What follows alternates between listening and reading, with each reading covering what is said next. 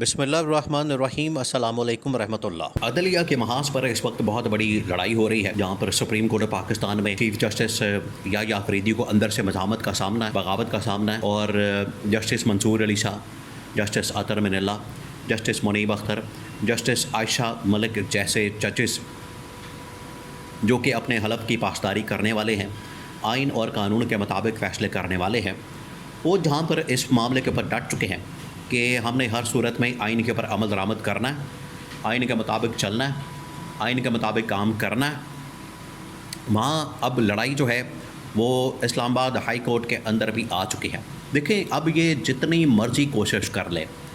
جتنی مرضی کوشش کر لے، اگر یہ سمجھتے ہیں کہ یہ کوشش کر کے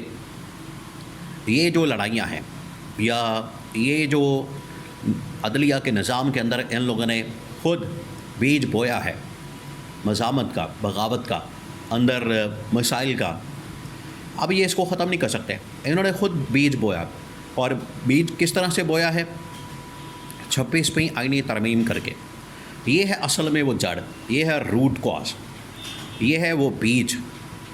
جس کی وجہ سے آج اسلام آباد ہائی کورٹ کے اندر بھی اور سپریم کورٹ پاکستان کے اندر بھی ان کو اس قسم کی صورتحال کا سامنا کرنا پڑا۔ اب اسلام آباد کے اندر جو ہو رہا ہے وہ تو بڑا ہی حیران کن قسم کا اور بہت ہی زیادہ خطرناک اور خوفناک ہے۔ سب سے پہلے تو وہاں پر ایک ایسے جج کو ہٹانے کی تیاری کی جا رہی ہے جس کا نام ہے جسٹس طارق محمود جہانگیری۔ طارق محمود جہانگیری کو ہٹانے کے لیے سر توڑ کوشش کی جا رہی ہے۔ وہیں پر چیف جسٹس سرفراز ڈوگر کو ہراسمنٹ کیس کا سامنا ہے، اور ایک خاتون وکیل ایمان مزاری وہ براہ راست کیس کر چکی ہیں چیف جسٹس سرفراز ڈوگر کے اوپر۔ اس کے علاوہ طارق محمود جہانگیری، وہ جج طارق محمود جہانگیری جس نے نہ صرف اسلام آباد کے اندر کیسز کھولے، فارم 47 کے کیسز کھولے، تینوں حلقوں کو کھول دیا، اور انہوں نے جب فارم 47 مانگے تو ان کی جعلی ڈگری نکال دی گئی، 30 سال پرانی کیس بنا کے ریفرنس بھیجنے کا فیصلہ کیا گیا، اور آج طارق محمود جہانگیری کو کام کرنے سے روک دیا گیا۔ لیکن پھر بھی طارق محمود جہانگیری عدالت کے اندر پہنچے اور انہوں نے کہا کہ میں اپنے کیسز کی سماعت کروں گا، میں آئین اور قانون مجھے حق دیتا ہے، آئین اور قانون مجھے اس بات کی اجازت دیتا ہے کہ میں اپنی عدالت لگاؤں، اپنی عدالت کے اندر بیٹھوں اور اپنے فیصلے کروں۔ کوئی مائی کا لال مجھے روک نہیں سکتا، کوئی بھی مجھے کام کرنے سے نہ کوئی آئین اور قانون روکتا ہے، نہ کوئی شخص مجھے روک سکتا ہے، نہ کوئی اس طرح کا معاملہ ہو سکتا ہے۔ تو طارق محمود جہانگیری تو اصل میں ڈٹ گیا ہے۔ یہ ہے وہ مثالیں، ایک ایک کر کے وہ مثالیں سامنے آ رہی ہیں کہ اب طارق محمود جہانگیری جیسے ججز ڈٹ گئے ہیں۔ ادھر اسلام آباد ہائی کورٹ کے ایک اور جج جسٹس بابر ستار نے پی ٹی اے کے چیئرمین، یہ جو پاکستان ٹیلی کمیونیکیشن اتھارٹی ہے پی ٹی اے، اس کے چیئرمین جو کہ ایک جنرل لیول کی ہے، جنرل حفیظ الرحمان، ان کو جب عہدے سے فارغ کیا، ان کو جب عہدے سے ہٹا دیا، اور پتہ چلا کہ کس طریقے سے غیر آئینی، غیر قانونی طریقے سے پی ٹی اے کے چیئرمین کو بنایا گیا، انہوں نے پی ٹی اے کے چیئرمین کو بھی اڑا، بعد میں ان کا فیصلہ بھی معطل کر دیا گیا، ان کے فیصلے کو بھی ریورس کر دیا گیا۔ یعنی اب جو فیصلہ ہوتا ہے آئین اور قانون کے مطابق، جو فیصلہ وہاں پر انصاف کرتا ہے، میرٹ کے اوپر ہوتا ہے، جو جج وہاں پر انصاف کرتا ہے اس کے خلاف یہ مقدمات بنا دیے جاتے ہیں، اس کے فیصلے کو اڑا دیا جاتا ہے، اس کے فیصلے کے اوپر عمل درآمد نہیں ہوتا، اس کے فیصلے کو ہوا میں اڑا دیا جاتا ہے، اس فیصلے کو نفی کر دی جاتی ہے۔ وہ چاہے سپریم کورٹ کا فیصلہ ہو 26ویں آئینی ترمیم کے متعلق، سپریم کورٹ کا فیصلہ ہو مخصوص نشستوں کے متعلق، یا پھر اسلام آباد ہائی کورٹ میں فیصلہ ہو طارق محمود جہانگیری کا الیکشن کے متعلق، عمران خان کے متعلق، یا پھر فیصلہ ہو ایمان مزاری کے متعلق، یا پھر فیصلہ ہو جسٹس بابر ستار کا پی ٹی اے کے چیئرمین کے متعلق، تمام کے تمام مقدمات میں، تمام کے تمام کیسز میں آپ کو ایک چیز کامن نظر آتی ہے۔ آپ نے ذرا غور کرنا ہے، 2 منٹ کے لیے آپ ذرا امیجن کریں، غور کریں، پھر آپ کو پورا سین سمجھ آ جائے گا، پوری کہانی سمجھ آ جائے گی کہ اس وقت پاکستان کے اندر کیا ہو رہا ہے۔ عدلیہ میں جو لڑائی ہو رہی ہے، سپریم کورٹ کے اندر جو لڑائی ہو رہی ہے اس کے پیچھے وجہ کیا؟ آپ نے ذرا غور کر، تمام کی تمام چیزوں کے اندر کامن ایک چیز، وہ یہ کہ جو بھی جج، جو بھی ادارہ، جو بھی شخص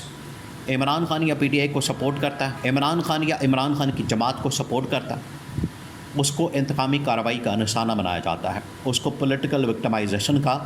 نشانہ بنایا جاتا ہے، اس کو ٹارگٹ کیا جاتا ہے، اس کو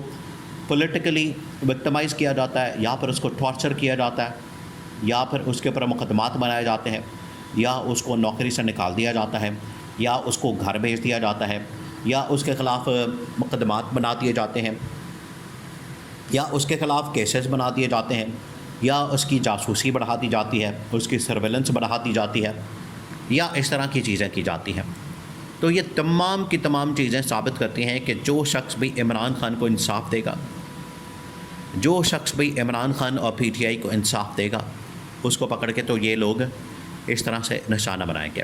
تمام کے تمام اس وقت جسٹس بابر ستار، جسٹس طارق محمود جہانگیری، جسٹس سردار اعجاز اسحاق، جسٹس منیب اختر، جسٹس منصور علی شاہ، جسٹس اطہر من اللہ، جسٹس عائشہ ملک، حالانکہ یہ تمام لوگ کیا بات کرتے ہیں، آپ اس بات کو سمجھیں۔ ان لوگوں کی جانب سے بات کی جاتی ہے کہ ہم پاکستان کے اندر آئین اور قانون کے حکمرانی چاہتے ہیں، بالادستی چاہتے ہیں، عدلیہ کی آزادی کی بات کرتے ہیں، اور میڈیا کی آزادی کی بات کرتے ہیں، اور پاکستان میں انسانی حقوق کی بات کرتے ہیں۔ یہ ان کی جانب سے بات کی جاتی ہے۔ تو یہ کیا ان کا قصور ہے؟ یہ ان کی غلطی بن جاتا ہے، یہ ان کی مسٹیک بن جاتا ہے، یہ ان کے لیے تختہ مشق بنا دیا جاتا ہے اور پکڑ کے تو ان کو ٹانگ دیا جاتا ہے۔ یہ ہے اصل مسئلہ، کہ جہاں بھی عمران خان کے حق میں فیصلہ ہوگا، جہاں بھی جو بھی ادارہ جج عمران خان کے حق میں کھڑا ہوگا، اس کو عبرت کا نشان بنانے کے لیے پورا نظام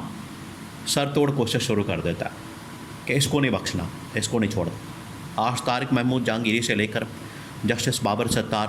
اور باقی تمام ججز، منصور علی شاہ اور باقی تمام کے تمام ملک میں یہ جو انتقامی کارروائی، انسانی حقوق کی پامالی، چادر اور چار دیواری کے تقدس کو پامال کیا جاتا ہے، اس کے خلاف ہیں، اور صحیح معنوں میں آئین اور قانون کی حکمرانی چاہتے ہیں۔ لیکن کیونکہ یہاں پر پھر وہی والی بات ہے عمران خان کی کہ یہاں پر یزیدیت کا، فرعونیت کا نظام نافذ کر دیا کیا ہے،